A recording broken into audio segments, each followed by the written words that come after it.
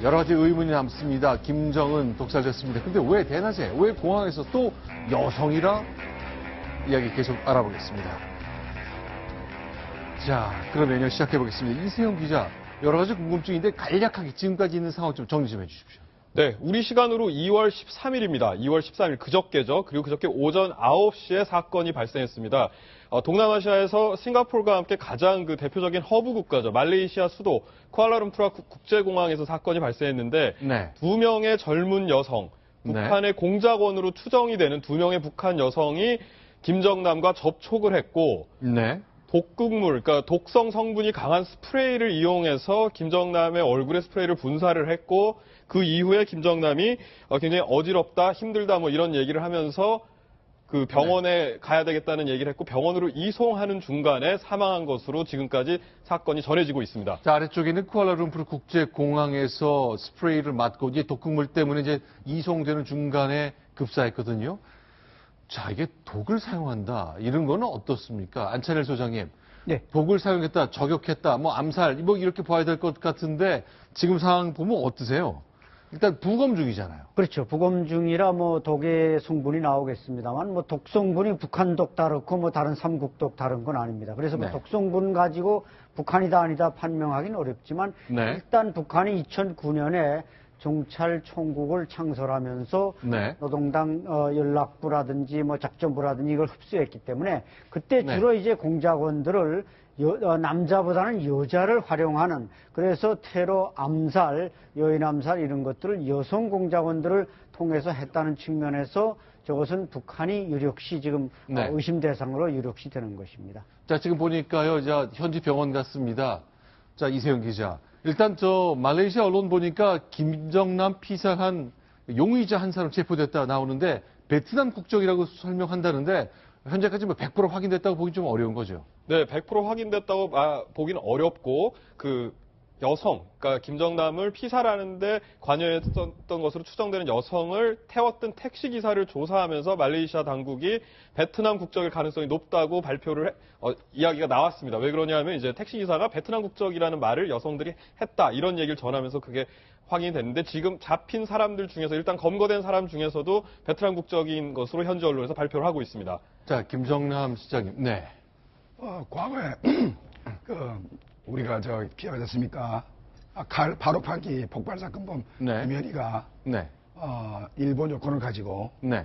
마유미라는 이름을 쓰고 네. 그다음에 절대로 한국말을 안 하고 일본말을 했습니다. 그렇죠. 마유미란 일본 이름 쓰면서 한국말 쓰는 순간 북한 공작원의 신분이 드러나니까 절대로 일본말만 썼지 한국말 안 썼거든요. 한국에 와서도 안 썼고 한국 와서도 안 썼고, 예. 국정원에 와서도 안 썼습니다. 그때 뜨거운 물에 끼얹으니까 네. 뜨거워해서 잡아냈습니다. 아, 그러니까 저 베트남 국적이라고 주장한 여성에게도 갑자기 뒤에서 갑자기 꼬심 나다거나 침으로 찌르면 아야 할 가능성이 있다는 얘기네요. 그렇습니다. 네. 자, 그러면요. 일단 이런 건 매뉴얼 같은 거 있지 않습니까? 안철 소장님. 네. 이제 북한 공작원들이 여러 가지 조사 봤는데 사실은 이제 자살 시도하느라고 왜 독극물 뭐 앰플을 씹기도 하고 뭐 이렇게 한다 그러는데 이 두 사람이 일단 택시 타고 도주했다는 것이 최초의 목격이고 CCTV 내용이거든요. 예, 예. 근데 북한 공작원이라면은 물론 지금 공작원으로 추정합니다만은 독극물을 먹고 앰플을 깨물고 이제 자살을 해야 정사인데 왜 저렇게 잡혔느냐. 이렇게 우리가 여러 가지 가능성 중에 한 가지만 베트남 어떤 조직폭력배에게 총부살인을 부탁한 것은 아닌가. 이런 가능성도 우리는 한번 생각을 해볼 필요가 있습니다. 그렇다는 네. 것이 아니라 10가지, 100가지 가능성 중에 북한이 혹시 베트남 조폭들에게 총부살인을 부탁한 건 아닌가. 왜냐하면 저 여자의 얼굴을 보면 분명히 북방계 북한 여자로 보이는데 네. 혹시나 또 뭐 성형수술을 할 수도 있고 그렇기 네. 때문에 북한이 베트남 조폭들을 동원한 거 아닌가 이런 가능성도 우리는 10가지 중에 한 가지로 생각할 수는 있다. 그러나 현재 여러 가지 정황으로 볼 때는 북한 공작원들이 정찰총국 요원일 가능성이 대단히 높습니다. 자, 그러니까 처음에 저 사진 보고요. 이제 인터넷 보니까 남성 같기도 하다. 혹시 남장한 것 아니냐, 여장한 것 아니냐 의심이 좀 들긴 했습니다만 여성으로 보이긴 하네요. 북한이 말이죠. 네. 남자를 여자로 둔갑시키면 네. 그것 때문에 공작이 파손될 수 있습니다. 네. 그 위험한 짓 할 때 할 리가 없습니다. 네, 사례가 없습니다.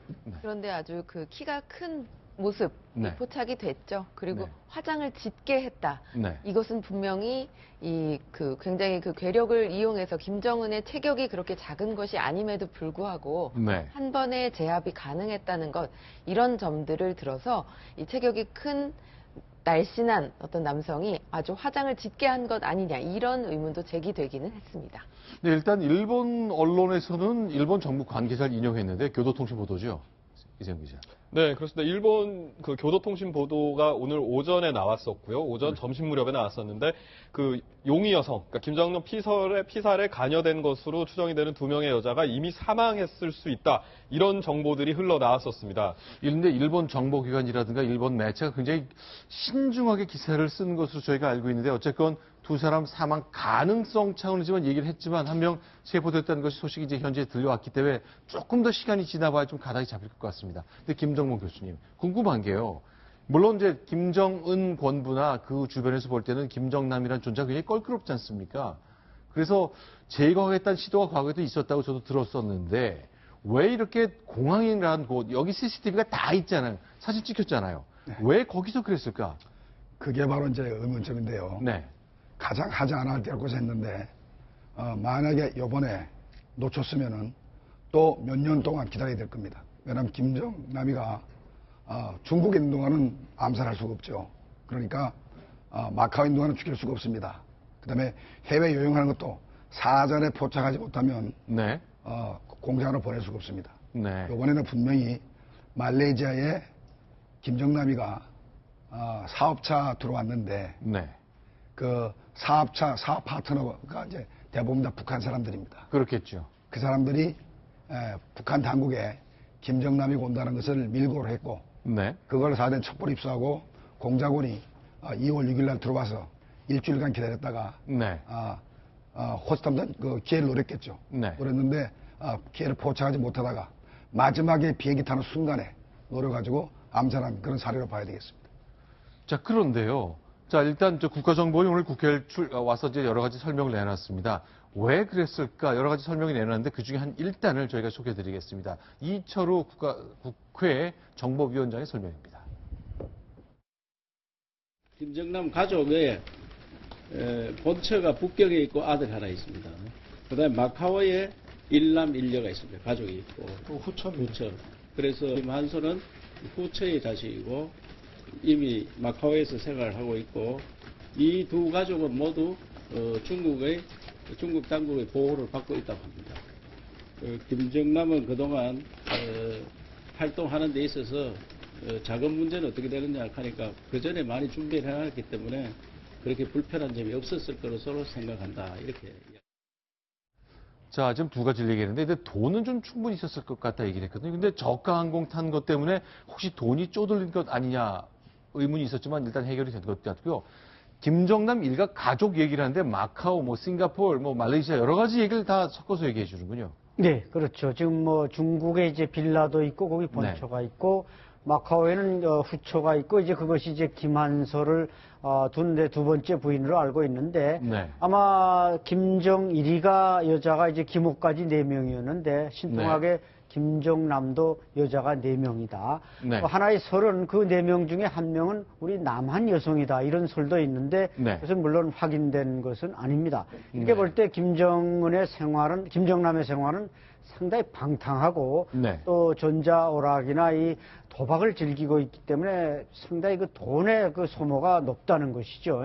이런 것들이 결국 평양에 믿게 보인 이유 중에 하나일 수도 있기 때문에 물론 돈이 그동안 장성택이나 김경희가 보내줄 때는 좀 여유로웠지만은 네. 지금은 그렇게 제가 볼 때는 여유로울 수는 없다. 왜냐하면 김정남의 씀씀이에 비해서는 네. 여유롭지 못하기 때문에 그런 쪼들림이 평양으로부터의 어떤 소환이나 네. 또 해외 망명이나 이런 걸 이제 유혹받을 수 있다 보니까 그런 요인으로 인해서 북한이 이번에 손 쓰지 않으면 아까 김 교수님 말씀대로 이번에 손 쓰지 않으면 저걸 놓쳐버릴 수도 있다. 이런 절박감에서 살해했을 가능성도 우리가 염두에 둬야 할 것입니다. 자, 그런데 이제 말레이시아 갈 때 이제 사업차, 그 가능성을 가장 많이 보고 있는 것 같습니다만, 글쎄요, 위조 담배, 또 가짜 담배죠. 그 다음에 위조 달러도 있을 수 있고 약, 가짜 비아그라 이런 약들 북한이 많이 팔아왔는데 글쎄 김정남도 말레이시아에서 사업한다는 것이 바로 그런 것 아닌지 모르겠습니다. 일단 중국에서 북한의 사이버 부대가 많이 있어서 우리 해킹도 많이 하고 그랬는데 단속을 좀 했나 보군요. 많이 이제 동남으로 이동한 것 같은데 그 거점이 태국이자 말레이시아. 이것이 김정남의 말레이시아 방문하고 관련이 있다고 보십니까? 김정남 자신이 사이버에 대해 상당히 많이 압니다. 만약에 네.